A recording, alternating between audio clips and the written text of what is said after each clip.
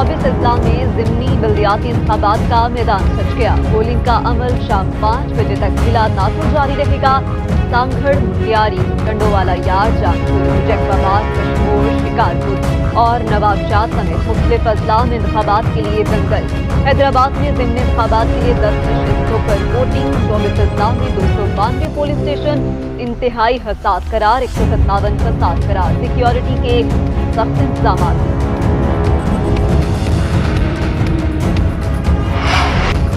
कराची की 11 यूसीज और 15 वार्ड की 26 नशिस्तों पर पोलिंग। वर्दी, बस्ती, कुरंगी, जनूबी और केवाड़ी में 119 उम्मीदवार मद्देमुकाबिल। यूसी 13 न्यू कराची में कशीदगी। इनोसेंट स्कूल पोलिंग स्टेशन में हमले के 8 बजने से पहले ही बैलेट बॉक्स बंद करने पर पोलिंग एजेंट्स का एहतजाज। पीपल्स पार्टी और जमात इस्लामी के कारकुनान में तसादुम, 2 अफराद जख्मी हो गए। 302 पोलिंग स्टेशन पर 2700 अहलकार ड्यूटी पर तैनात हैं।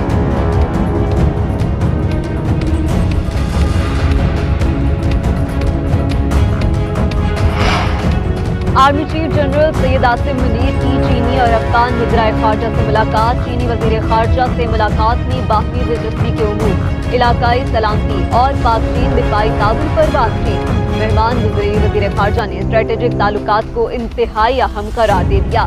दोनों शख्सियात ने खित्ते की मौजूदा सिक्योरिटी सूरत हाल पर भी तबादला ख्याल किया। ISPR के मुताबिक अफगान वज़ीर ख़ारजा से मुलाकात में इलाकाई सलामती और बॉर्डर मैनेजमेंट पर तबादला ख्याल किया गया।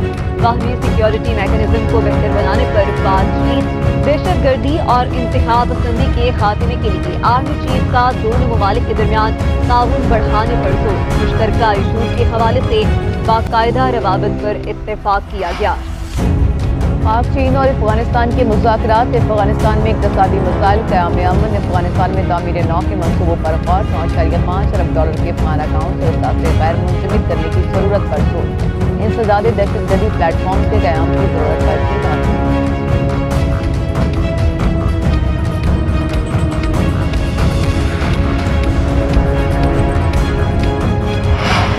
पूरे मुल्क में एक दिन इलेक्शन होने चाहिए। पार्लियामेंट से कानून साजी का हक कोई नहीं छीन सकता। पार्लियामान आईनी दायरे में रहकर अपना हक मनवाएगी। सिर्फ पंजाब में इलेक्शन कराना पाकिस्तान के खिलाफ साजिश होगी। पंजाब बड़ा भाई नहीं बल्कि बराबर का भाई है। वज़ीर आज़म शहबाज शरीफ की लंदन में नवाज शरीफ से मुलाकात के बाद मीडिया से गुफ्तगू। बोले, पाकिस्तान पर साजिश के तहत इमरान खान को मुसल्लत किया गया। नवाज शरीफ को झूठे और बेबुनियाद इल्जामात पर नाअहल किया गया। नाअहली में साकिब निसार ने क्लियरी किरदार अदा किया। साकिब निसार जज नहीं, PTI के एजेंट का किरदार निभाते रहे। ऑडियो लीक ने तमाम किरदारों को बेनकाब कर दिया। पार्लियामेंट की कमेटी ने साकिब निसार और उनके साहबजादे को तलब कर दिया। 14 मई को इलेक्शन न हुए तो सड़कों पर होंगे। अवाम 8 माह से जुल्म सह रहे हैं, आज़ादी मिलने तक नहीं रुकेंगे। चेयरमैन तहरीक इंसाफ इमरान खान का अदलिया से इजहारी यकजहती के लिए रैली का खिताब। बोले, मौजूदा दौर में महंगाई 3 गुना बढ़ गई। इम्पोर्टेड हुकूमत की वजह से दुनिया में पाकिस्तान रुस्वा हो रहा है। भारतीय वज़ीर ख़ारजा का रवैया हम सब के लिए बाइस शर्मिंदगी है। उधर कराची, मुल्तान, रावलपिंडी, फैसलाबाद समेत 30 शहरों में PTI की अदलिया से इजहारी यकजहती के लिए rally.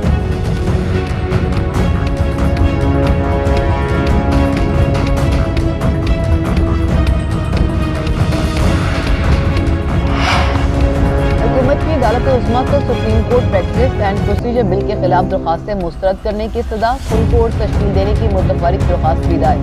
Supreme court practice and procedure act के खिलाफ दरखास्तों पर जवाब जमा करा दिया गया। हुकूमती जवाब में कहा गया कि कानून के खिलाफ दरखास्तें इंसाफ के अमल में रुकावट डालने की कोशिश है। पार्लियामेंट की कानून साजी के इख्तियार पर कोई कदगन नहीं। चीफ जस्टिस के मास्टर ऑफ प्रोसीजर के तसव्वुर को कानूनी तहफ़्फ़ुज़ हासिल नहीं। कानून से चीफ जस्टिस का इख्तियार रेगुलेट होगा। अदलिया के इख्तियारात में कमी नहीं होगी।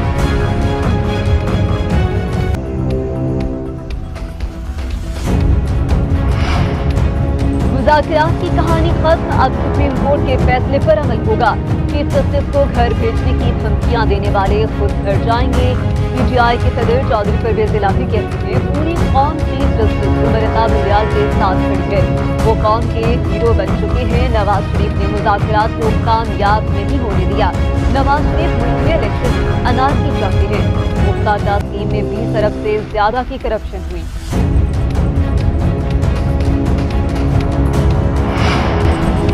रात गए लाहौर समेत पंजाब के कई शहरों में मूसलाधार बारिश। गुजरांवाला, सरगोदा, हाफिजाबाद, कामोकी, गुरेज में बरसात। बारिश के बाद शहर लाहौर का मौसम खुशगवार। ठंडी हवाएं चल पड़ी। गरज चमक के साथ बारिश के बायस नशीबी इलाके ज़ेरे आब आने का खदशा।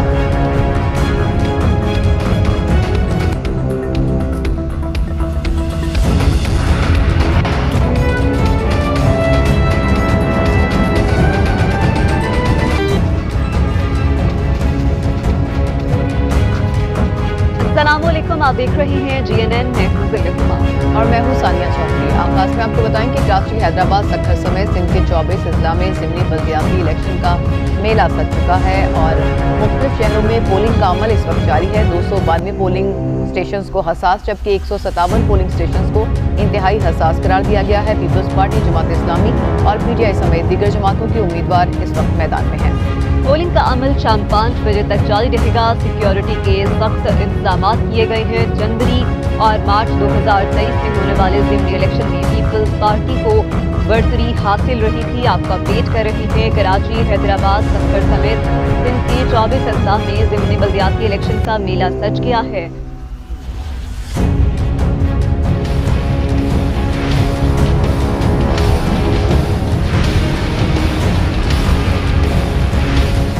सिंध में ज़िमनी बल्दियाती इलेक्शन का दंगल सज गया। कराची, हैदराबाद समेत सिंध के 26 अजला की 63 नशिस्तों पर वोटिंग जारी। कुल 6,90,295 रजिस्टर्ड वोटर हक राय दही इस्तेमाल करेंगे। इलेक्शन कमीशन के मुताबिक 292 पोलिंग स्टेशन इंतहाई हसास और 157 हसास करार दिए गए हैं। कराची के 7 अजला, 11 UCs और 15 वार्ड की 26 नशिस्तों जैकबाबाद, कश्मोर, शिकारपुर, नवाबशाह, सांगड़, मुटियारी, टंडोअलायार और जामशुरू में 1 नशिस्त पर पोलिंग। गुट की 70, खैरपुर, बदीन और सजावल में 2 नशिस्तों पर पोलिंग जारी। शहरों फरोज, दादू और ठट्ठा में 3 नशिस्तों जबकि हैदराबाद में 10 नशिस्तों पर वोट डाले जा रहे हैं।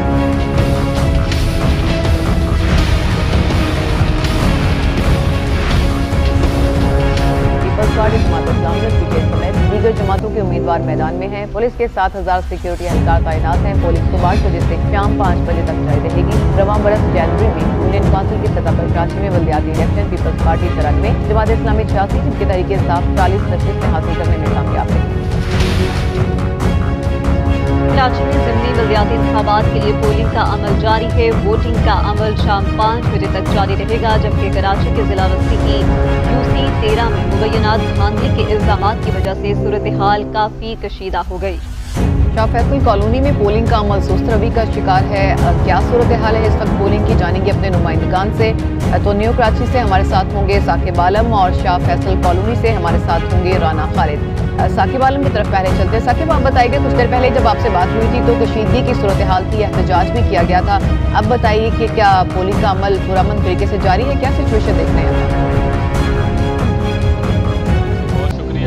कुछ देर कबल की अगर बात की जाए तो न्यू कराची UC 13 रशीदाबाद के अंदर जो है वो खासी कशीदगी देखने में आ रही थी, जहां पर 2 सियासी जमातों के जो कारकुनान हैं उनकी जानिब से एहतजाज भी किया गया था और यहाँ पर कारकुनान जो है वो गुस्सा भी हुए थे, जिसमें जमात इस्लामी का यह दावा है कि उनके एक कारकुन के पैर के अंदर जो है वो फ्रैक्चर हुआ है, जिसको आबादी शहर अस्पताल मुंतकिल किया गया है। तमाम पुलिस की जो है वो भारी नफरी यहाँ पर पहुंची थी, जिसने सूरत हाल को कंट्रोल किया है। अब से कुछ देर कबल SSP सेंट्रल मारूफ उस्मान भी यहाँ पर पहुंचे थे, जिन्होंने सिक्योरिटी के इंतजाम का जायज़ा लिया और जो यहाँ पे एहलकार और अफसरान ड्यूटी पर तैनात हैं उनको सख्त सिक्योरिटी रखने के जो है वो अहकाम जारी किए।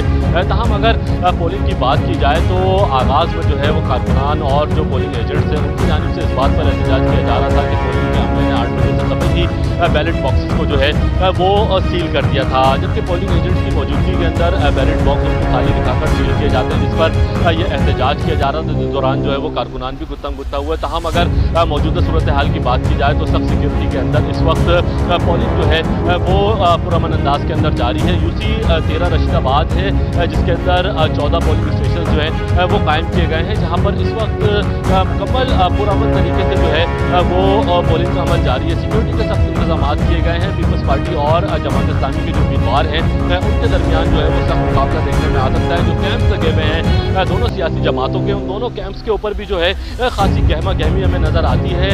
बड़ी तादाद है वोटर्स की जो कि अब घरों से बाहर निकली और वोट कास्ट जो है वो किया जा रहा है और इंतहाई पुरअमन तरीके से इस वक्त पोलिंग का अमल जारी है। जी साकिब आलम, ये भी बताइएगा कि आपने कहा है कि ये जो वजह तनाज़ा बना पहले ही बैलेट बॉक्स बंद करने की वजह से हुआ, तो इसके मुतालिक उन्होंने अपना कोई रद्द अमल नहीं दिया कि आखिर क्या वजह बनी थी जो वक्त से पहले ये किया गया?